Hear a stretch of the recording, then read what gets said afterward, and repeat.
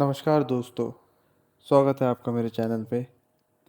आज हम लोग सीखेंगे कि किस तरीके से हम एक फ्रंट एंड एप्लीकेशन को कैसे इजीली अगर हम बिगनर हैं और हमें सिर्फ़ और सिर्फ अभी कोड डेवलप करना आता है और हमने कोई फ्रंट एंड एप्लीकेशन बनाया है और हम उसे फटाफट से डिप्लॉय करके हम किसी को दिखाना चाहते हैं, अपने किसी टीचर को या फिर आपको कहीं किसी सीनियर को दिखाना है या कहीं पर भी आपको उसे बेसिकली डिप्लॉय करके भेजना है।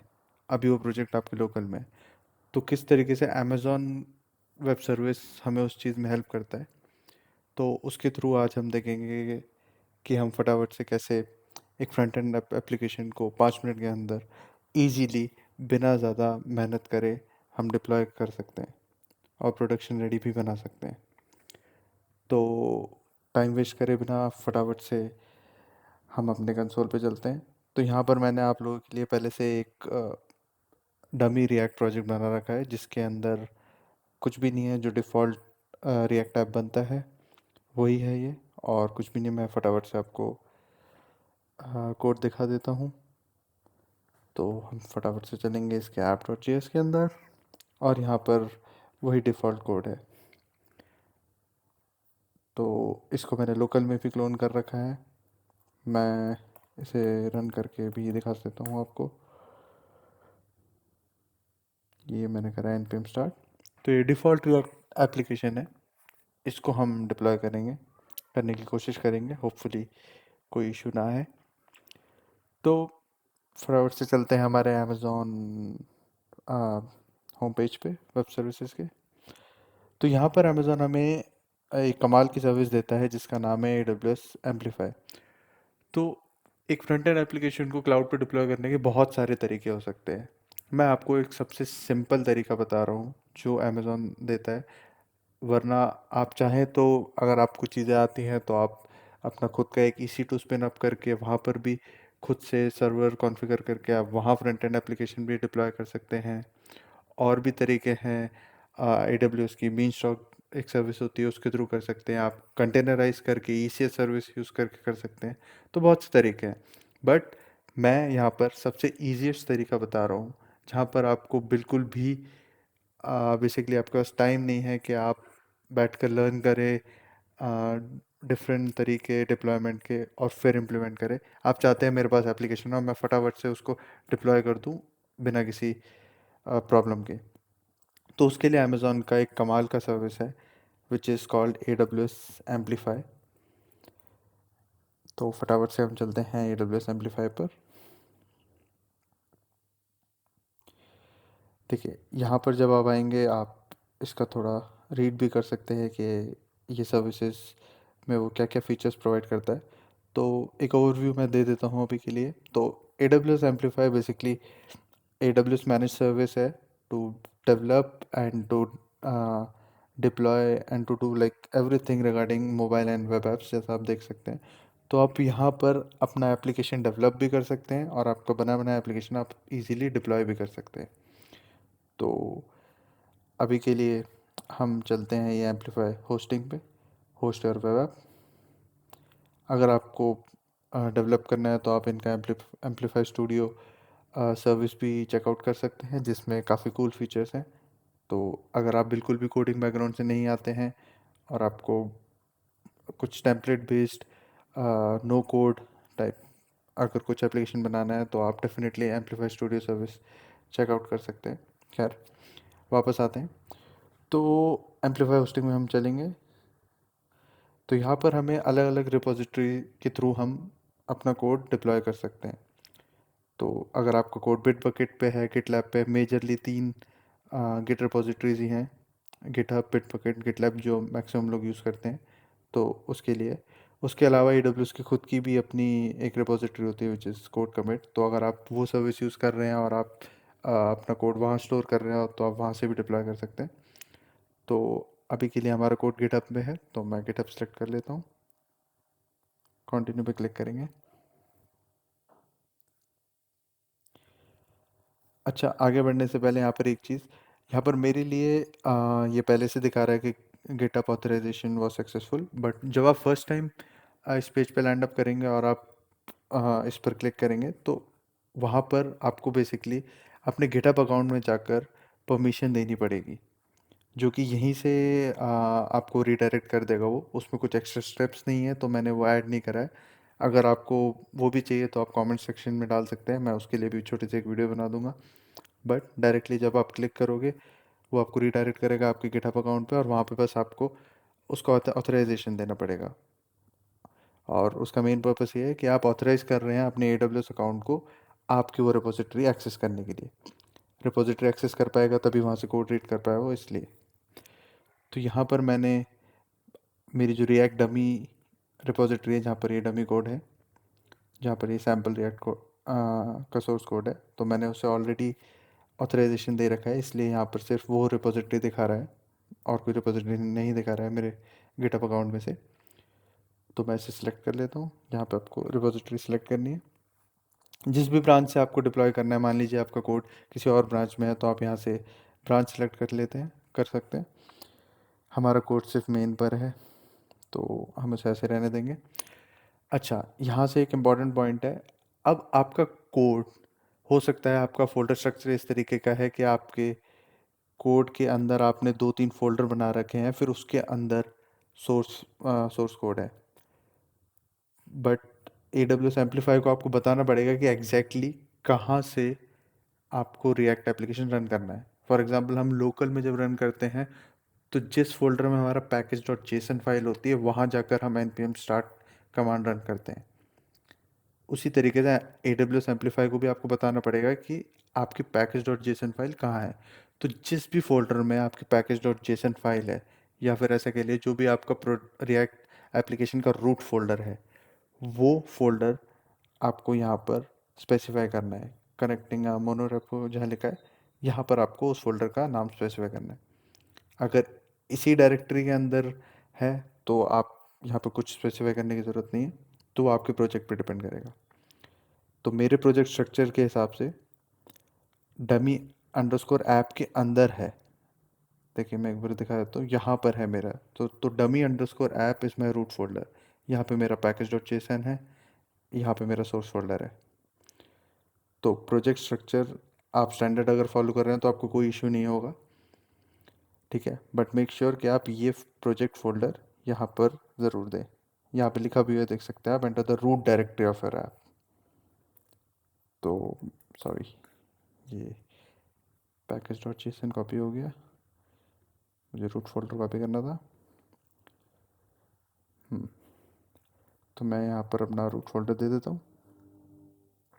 नेक्स्ट पर क्लिक करेंगे।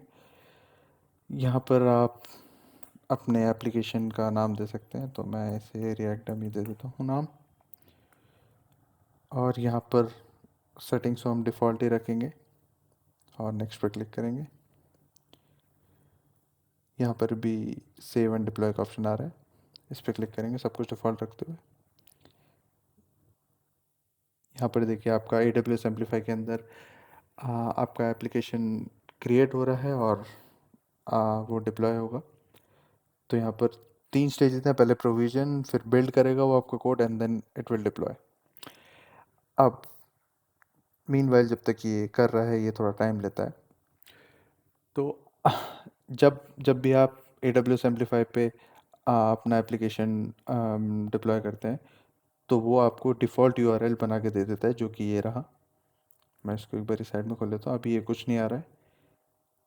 ये अभी आपका एप्लीकेशन डिप्लॉयमेंट फेज़ में है, इसलिए ये पेज आप देख पा रहे हैं। तो यहाँ पे पढ़ सकते हैं आप, your app will appear here once your complete your first deployment, क्योंकि आपका पहला डिप्लॉयमेंट भी अभी हुआ नहीं है, इसलिए। तो पहला फ़ायदा तो AWS एम्पलीफाई यूज़ करने का ये है कि अगर आपको क्विकली अपना एप्लीकेशन डिप्लॉय करना है बिना किसी बैकएंड सर्वर को मैनेज करते हुए, या फिर मतलब आपको कुछ भी हेडेक नहीं चाहिए। आपको ये, मेरे पास मेरा कोड है, वो डिप्लॉय करके I want to show my code, show my project to anyone else, तो आप इजीली इससे कर सकते हैं। अब इसका दूसरा फ़ायदा जो बहुत ल्यूक्रेटिव लगा मुझे, तो इस वीडियो में मैं वो भी आपको बताना चाहूँगा। वो ये है कि ये सिर्फ़ और सिर्फ़ कोड डिप्लॉय ही नहीं करता है, बल्कि ये ऑटोमेटिकली एक पाइपलाइन भी बना देता है, एक continuous integration continuous deployment pipeline, CI/CD pipeline. अब जिन्हें CI/CD पाइपलाइन नहीं पता, तो आप ऐसे समझिए कि अब इसके बाद आपने एक बार कोड डिप्लॉय कर तो दिया, बट आपको नेक्स्ट टाइम मान लीजिए अपने कोड में कुछ अपडेट करना है और आप फिर से डिप्लॉय करना चाहते हो, तो आप ये मेहनत दोबारा खुद से नहीं करोगे। क्या मतलब, आप नहीं चाहते कि आप दोबारा से नया ऐप बना के तो नहीं ये चीज़ करोगे। तो अगर आप AWS एम्पलीफाई यूज़ कर रहे हो, तो आपको सिर्फ फर्स्ट टाइम अपना प्रोजेक्ट ऐसे सेट करना है, उसके बाद सेकंड टाइम आप अपने गिटहब रेपोजिटरी या जो भी रेपोजिटरी आप यूज़ कर रहे हो उसमें आप जो भी कोड चेंज करके कमिट करोगे, it will automatically deploy your changes या फिर update your changes in the project directly. अगर मेरी बात नहीं समझ में आई तो मैं आपको करके दिखाता हूँ। वैसे ये यहाँ पर हो गया, देखिए ये 3 ग्रीन टिक हमेशा अच्छे लगते हैं देखने में, कुछ लाल नहीं होना चाहिए किसी का भी। तो यहाँ पर ये प्रोविज़न करा है, बिल्ड करा है और डिप्लॉय कर दिया है। अब हमारा ऐप इस वाले यूआरएल पे आना चाहिए। तो आप देख सकते हैं ये हमारा front end application, react application easily deploy हो चुका है, कोई आपको इश्यू नहीं हुआ। अभी आप यूआरएल किसी को भी सेंड कर सकते हैं और वो आपका प्रोजेक्ट एक्सेस कर सकता है। तो देखिए कितना इजी कर दिया AWS ने, AWS एम्पलीफाई सर्विस ने प्रोजेक्ट को डिप्लॉय करना। अब जो मैं कॉन्टिन्यूस इंटीग्रेशन और कॉन्टिन्यूस डेवलपमेंट की बात कर रहा था, वो पाइपलाइन, वो मैं एक बार आपको प्रैक्टिकल करके दिखाता हूँ। तो वापस चलते हैं हमारे कोड में। तो मैं यहाँ पर छोटा सा एक चेंज करता हूँ। मैं बेसिकली ये जो डिफ़ॉल्ट टेम्पलेट है हमारे डिफ़ॉल्ट रिएक्ट ऐप का, इसे मैं कमेंट करके I will just return a simple H1 tag for simplicity. तो यहाँ पर फटाफट से H1 टैग रिटर्न कर देते हैं और लिखते हैं AWS एम्पलीफाई।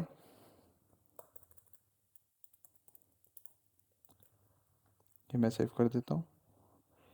तो अभी हमारे लोकल में आप देख सकते हैं, लोकल में चेंजेस दिखाएगा, ये देखिए।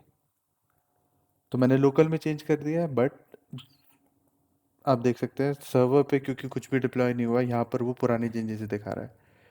तो अब आप बार बार जब भी कोई चेंजेस करते हैं तो एक तरीका तो ये है कि आप दोबारा जाएं AWS एम्पलीफायर में, फिर एक नया ऐप बनाएं और फिर ये चीज़ दोबारा करें, but obviously that's not a good practice. और आप भी नहीं चाहेंगे कि आप वो काम दोबारा दोबारा करें। आप चाहेंगे कि मैं कोड यहाँ पे चेंज करूँ, मैं कमिट करूँ और बूम, अपने आप से यहाँ पर वो दिखाए। बट अभी तो ऐसा हुआ नहीं है क्योंकि हमने कोड कमिट ही नहीं करा है, हमने लोकल में ही चेंजेस करें। तो इसे फटाफट से हम चेंजेस को अपडेट करते हैं हमारी रिमोट रिपोजिटरी में।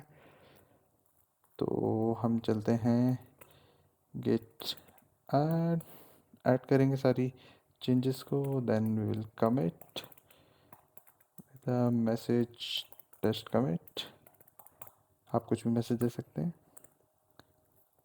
And then git push. Basically मैं कोड पुश कर रहा हूँ, आप अपनी आईडी जैसे भी कंफर्टेबल है आप वैसे कोड पुश कर सकते हैं। मुझे कमांड से आदत है इसलिए मैं कमांड से कर रहा हूँ। तो मैंने कोड पुश कर दिया है। अब अगर हम अपनी रिपोजिटरी में चले वापस और सोर्स में चलें app.js, तो आप देख सकते हैं ये कोड अपडेट हो गया।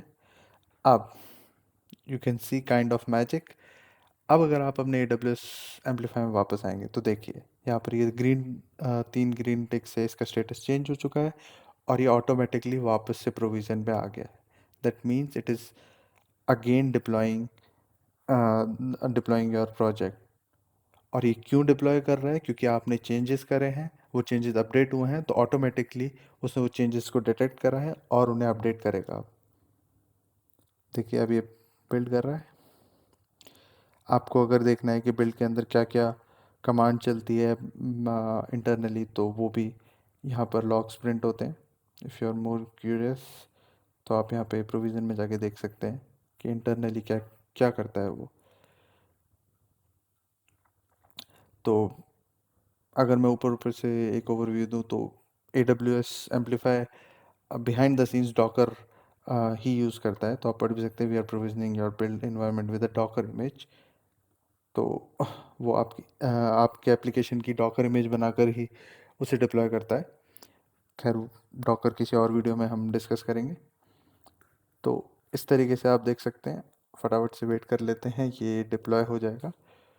तो देखिए, आपने नॉर्मली बस कोड अपडेट करके अपनी रिपोजिटरी पे पुश करा और वो चेंजेस सीधा सीधा डिप्लॉय हो गया आपके प्रोडक्शन एनवायरनमेंट में। अभी आप देखेंगे तो अगर आपको कोई एप्लीकेशन है जो आप टेस्टिंग के लिए आप अपने फेलो मेट्स या किसी को भी देना चाहते हैं, तो आप इजीली AWS एम्पलीफाई का यूज़ करके उसे डिप्लॉय कर सकते हैं। फिर आप जो भी चेंजेस करेंगे वो इजीली उनके पास भी रिफ्लेक्ट होंगे।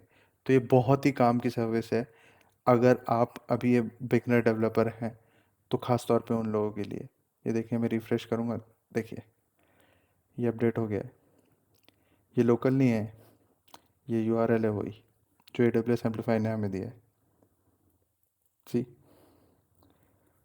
यहाँ पर अपडेट हो चुका है जो आपके लोकल में था। तो ये बहुत ही पावरफुल और बहुत ही कमाल की सर्विस है AWS एम्पलीफाई। तो और डेफिनेटली फ्री टायर में ये फ्री है। तो अगर आप स्टूडेंट हैं, आपका फ्री टायर अकाउंट है, तो आप इस चीज़ का फ़ायदा उठा सकते हैं, इसका यूज़ कर सकते हैं इस सर्विस का। चलिए, अभी के लिए इतना ही। अभी मैं चलता हूँ। Thank you so much.